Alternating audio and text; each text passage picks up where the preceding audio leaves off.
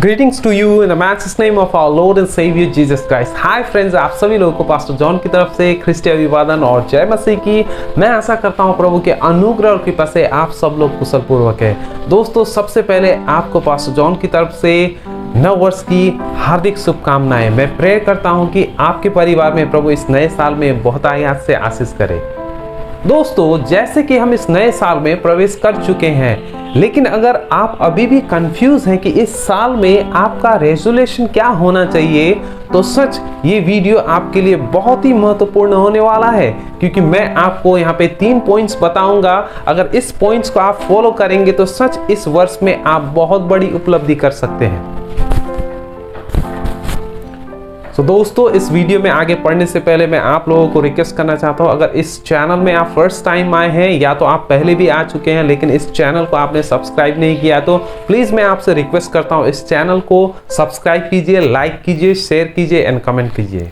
दोस्तों, आज से कई साल पहले की बात है, मैं एक यूथ कॉन्फ्रेंस अटेंड कर रहा था। तो उस समय हजारों लोग थे वहां पे, और जब परमेश्वर की स्तुति आराधना हो रही थी तो मेरे आगे कुछ भाई लोग थे। वो लोग परमेश्वर को अपने आंखों को बंद करके परमेश्वर को रोते हुए वर्शिप कर रहे थे, आराधना कर रहे थे। और जब मैं उन लोगों को देख रहा था तो मैं सोच रहा था, वाह, ये लोग परमेश्वर को अपने हृदय से आराधना कर रहे हैं, बहुत अच्छा है। और मैं भी परमेश्वर को आराधना कर रहा था उन लोगों के साथ में। लेकिन जैसे कॉन्फ्रेंस खत्म हुआ और हम सब लोग अपने घर जाने के लिए बाहर निकले, तो जब हम बाहर जा रहे थे तो उस समय मैंने उन भाई लोगों को क्या देखा, उन तीनों भाई लोगों के हाथ में सिगरेट था और वो लोग सिगरेट पीते हुए जा रहे थे। तो दोस्तों, वो लोग परमेश्वर के भवन में जब थे, परमेश्वर को आराधना कर रहे थे, एक्टिंग कर रहे थे कि हम परमेश्वर को ही आराधना कर रहे हैं। लेकिन जैसे ही वो परमेश्वर के भवन से बाहर निकल गए तो वो फिर सांसारिक जीवन जीने लगे। आइए दोस्तों, इस समय हम प्रभु के वचनों से देखते हैं। मैं एक वर्ष पढ़ना चाहता हूँ यहाँ पे, रोमियो की पुस्तक, उसके 12 अध्याय और उसका 1 और 2 आयत। इसलिए हे भाइयों, मैं तुमसे परमेश्वर की दया स्मरण दिलाकर विनती करता हूँ कि अपने शरीर को जीवित और पवित्र और परमेश्वर को भाता हुआ बलिदान करके चढ़ाओ। यह तुम्हारी आत्मिक की सेवा है। इस संसार के सुदृश्य न बनो, परंतु तुम्हारे मन के नए हो जाने से तुम्हारा चाल चलन भी बदलता जाए। दोस्तों, मैं आप लोगों के साथ में 3 विषय शेयर करना चाहूंगा जो हमारे जीवन में बहुत ही महत्वपूर्ण विषय है, और अगर इस विषय को हम हमारे जीवन में लागू करते हैं तो ये वर्ष हमारे लिए बहुत ही महत्वपूर्ण रहेगा। तो दोस्तों, जैसे इस वर्ष का थीम है कि टोटल कमिटमेंट, पूर्ण समर्पणता, सोच रहे होंगे कि हमें किस चीज के ऊपर पूर्ण समर्पणता करनी है। तो दोस्तों, मैं आप लोगों से 3 पॉइंट शेयर करूंगा जिसमें मैं बताऊंगा कि आपको किसके प्रति पूर्ण रूप से आपका समर्पणता होने की आवश्यकता है। तो नंबर 1 है परमेश्वर। दोस्तों, हमारे जीवन में नंबर 1 चीज है परमेश्वर। हमेशा हमारे जीवन से फर्स्ट प्रायोरिटी उन्हें मिलना चाहिए, क्योंकि परमेश्वर उस योग्य है। परमेश्वर ने आपको और मुझे बनाया है। यहाँ पे परमेश्वर का वचन कहता है कि तू अपने परमेश्वर को सारे हृदय से, सारे मन से, सारे प्राण से और सारे समझ से प्रेम करना। तो दोस्तों देखिए, परमेश्वर का वचन कहता है कि हमें परमेश्वर को अपने सारे हृदय से और अपने सारे मन से और अपने सारे प्राण से प्रेम करना चाहिए। दोस्तों, परमेश्वर ने जब इंसान को सृष्टि किया तो उसे प्राण, आत्मा और शरीर, ये 3 चीज देके परमेश्वर ने सृष्टि किया। दोस्तों, मैं इस समय सिर्फ केवल प्राण के बारे में बातें करूंगा क्योंकि मेरा टॉपिक दूसरा है। परमेश्वर ने जब हमें सृष्टि किया तो हमें जब बनाया, प्राण, आत्मा, शरीर देके बनाया। और ये जो प्राण है, ये प्राण में और 2 चीज होती हैं, वो है इच्छा और भावना। ये जो इमोशंस है, इंसान जब अच्छी बातें को सुनता है, किसी खुशखबरी को सुनता है तो इंसान खुशी होता है और झूमने लगता है। लेकिन इंसान को कोई दुख की बात जब वो सुनता है या उसके हृदय में चोट लगती है तो उसके आंख से आंसू बहते हैं, वो दुखित होता है। ये हमारा इमोशंस है। तो दोस्तों, यहाँ पे आप देख सकते हैं कि परमेश्वर का वचन कहता है कि तू परमेश्वर को सारे प्राण से प्यार करना। तो दोस्तों, परमेश्वर को यहाँ पे हमारे इमोशंस के द्वारा भी प्यार करने के लिए कहा है। लेकिन अभी के समय में हम देखते हैं कि हमारा जो इमोशंस है, हम बहुत सारे लोग रॉन्ग चीज में यूज कर रहे हैं। हमारा जो इमोशंस है किसी दूसरे के प्रति बहुत ज्यादा है, लेकिन परमेश्वर के प्रति कम है। लेकिन परमेश्वर का वचन हमें उत्साह देता है कि हमें अपने पूरे प्राण से परमेश्वर को प्रेम करना है। और फिर कहा है कि पूरे समझ से, देखिए हमारा ये जो दिमाग है ये बहुत ही अस्थिर है, ये बहुत सारी चीजों को कुछ समय में सोच सकता है, लेकिन परमेश्वर ने कहा है कि अपने सारे समझ से भी परमेश्वर को प्रेम करना और अपने समझ शक्ति में भरना पड़ना। अगर दोस्तों हम देखें तो उस समय पुराने नियम में इजरायली लोग अपने बच्चे लोगों को ये जो वर्स है ये उन्हें बाय हार्ट करने के लिए सिखाते थे।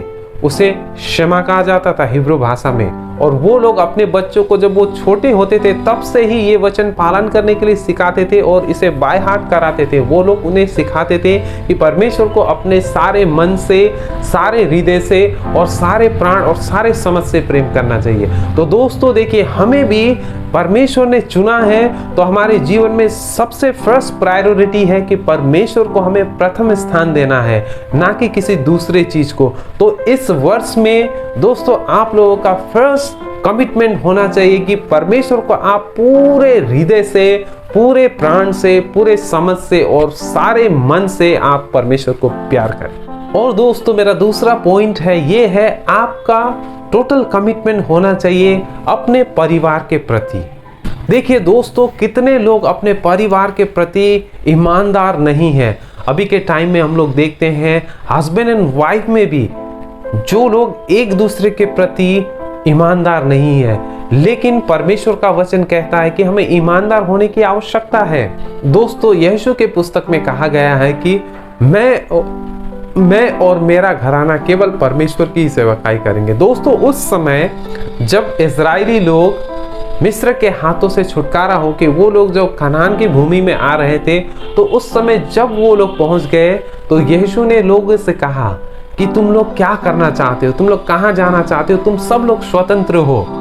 लेकिन यीशु ने कहा कि मैं और मेरा घराना केवल परम प्रभु की ही सेवा करेंगे। तो दोस्तों दूसरा जो प्रायोरिटी है हमारे जीवन में वो है हमारा परिवार।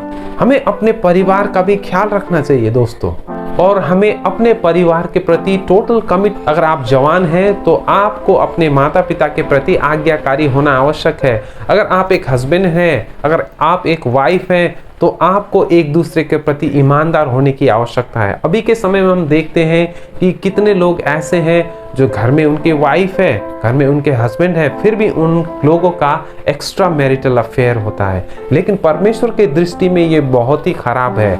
इस साल में दोस्तों सच हमें हमारे पत्नी के प्रति, हमारे हस्बैंड के प्रति भी वफादार होना आवश्यक। दोस्तों हम लोग देख सकते हैं अभी के समय में जो सेलिब्रिटीज लोग हैं, यूथ लोग, उन लोगों को ज्यादा फॉलो करते हैं, उन लोगों के जैसा हेयर स्टाइल रखना चाहते हैं, उन लोगों के जैसा ड्रेस पहनना चाहते हैं और उन लोगों की तरह दिखना चाहते हैं, क्योंकि उन लोगों को फिल्मों में बहुत ही सुंदर दिखाया जाता है, बहुत ही अच्छा दिखाया जाता है, उन्हें हीरो कहा जाता है। लेकिन क्या आप जानते हैं उनके रियल लाइफ में कैसा स्टोरी है और उनका फैमिली लाइफ कैसा है?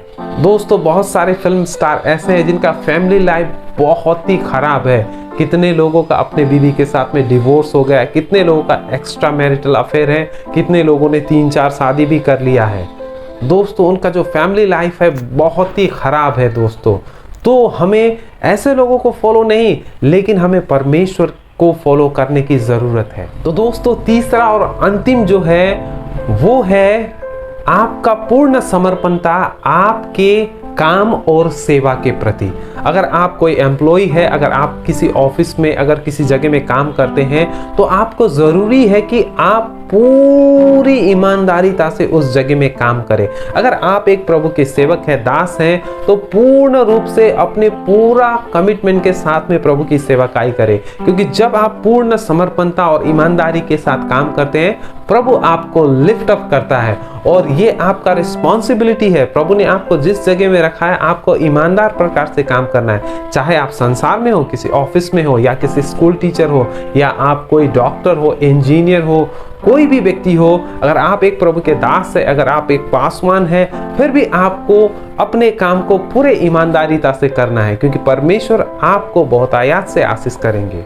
तो दोस्तों यहाँ पे हमने देखा कि 2022 में सच अगर आप ये 3 रेजोल्यूशन करते हैं, अपना पूर्ण समर्पणता दिखाते हैं, सबसे पहले कि परमेश्वर को मैं अपने सारे मन से, सारे हृदय से, सारे समझ से प्यार करूंगा, और दूसरा है आप अपने परिवार के प्रति पूर्ण रूप से समर्पण है, अपने पति के प्रति, अपने पत्नी के प्रति, और बच्चे लोग माता पिता के प्रति, तो परमेश्वर आपको आशीष करेगा। और अंतिम है कि आप जिस जगह में भी कार्य कर रहे हैं, अगर वो आपका जॉब हो या तो आपका सेवा हो, उसमें आपको पूर्ण रूप से ईमानदार होना है, तब परमेश्वर आपको लिफ्ट अप करेंगे। दोस्तों मैं आशा करता हूं कि इस शॉर्ट मैसेज के द्वारा परमेश्वर ने आपको आशीष दिया है। फिर मिलेंगे दूसरे वीडियो में। God bless you. जय मसीह की।